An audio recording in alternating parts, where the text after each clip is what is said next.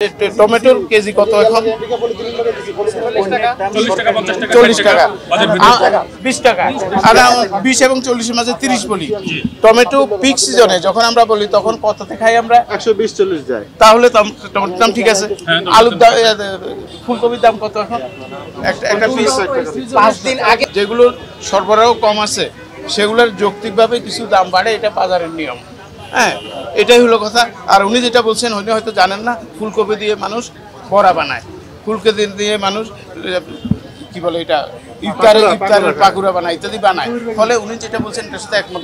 এটা আমাদের বুঝতে হবে যে রমজানে অতিরিক্ত চাহিদা থাকে, স্বাভাবিকের তুলনায় রমজানে চাহিদা বৃদ্ধি পায়, যে কারণে আবার এক শ্রেণীর মানে আমাদের ওখানে যেটা দেখা গেল, যেমন একজন ক্রেতার নামে আপনার 20 লিটার উনি লিপিবদ্ধ করে রেখেছেন, একজন খুচরা দোকান, যিনি একসাথে 20 লিটার ক্রয় করেন উনিও বাজারে কিছুটা সংকট সৃষ্টি কারণ হতে পারেন।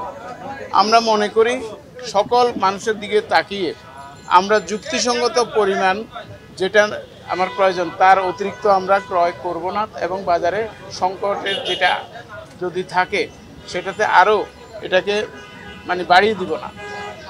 অন্যদিকে আমরা আপনারা এই যে কী বলে পাইকারি দোকানদের সাথেও কথা বললাম, পাইকারি সাপ্লায়াররা যেটা বলতে চাচ্ছেন যে ওনাদের আগের যে চাহিদা তার সাথে সঙ্গতি রেখে বর্তমান সময়ে কিছুটা কম পাচ্ছেন।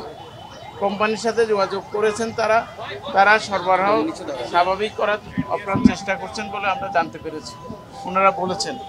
তথাপি পাইকারি পর্যায়ে বা উপরের সরবরাহ পর্যায়ে কোনো ধরনের সংকট আছে কি না প্রকৃতই এটা জানার জন্য আমাদের একটু সময়ের প্রয়োজন হবে। এটা একটা প্রাতিষ্ঠানিক বিষয়, এটাকে আমরা একটা তদন্ত করে আমরা জানাতে পারবো, এবং তাদের প্রতি উদাত্ত আহ্বান থাকবে আপনাদের মাধ্যমে যতটুকু আছে সেটা দিয়ে বাজারের সংকটটাতে কোনো প্রকারের না হয় সেজন্য আপনারা আপ্রাণ চেষ্টা করেন। এটা একটা রমজান মাস, প্রথমত আমাদের এই মুসলিম প্রধান দেশে রমজান মাসে সবাই অত্যন্ত স্বস্তির সাথে রমজানটা পালন করতে চায়। ভোজ্য তেল আমাদের সংস্কৃতিতে গুরুত্বপূর্ণ, কারণ বিভিন্ন ভাজা পোড়া খেয়ে থাকে তারা। সুতরাং সোয়াবিন তেলের পর্যাপ্ত সরবরাহ হলে মানুষ একটু স্বস্তিতে থাকবে। হ্যাঁ, সেটা আমরা সবাই মিলে এটা মানুষকে স্বস্তিতে রাখার চেষ্টা করি, এটা সবার প্রতি উদাত্ত আহ্বান থাকবে। আর টেকনিক্যাল কোনো যদি হয় প্রবলেম হয় আমরা সরকারের দিকে বলি, সরকারের বিভিন্ন সংগঠনকে, কোথাও যদি এরকম দেখা যায় যে টেকনিক্যাল কারণে সয়াবিন তেল অতি দ্রুত সরবরাহ করা সম্ভব, সেই টেকনিক্যাল কারণটা অতি দ্রুত সলিউশন করে বাজারটাকে ঠিক রাখার তারাও ভূমিকা রাখবে।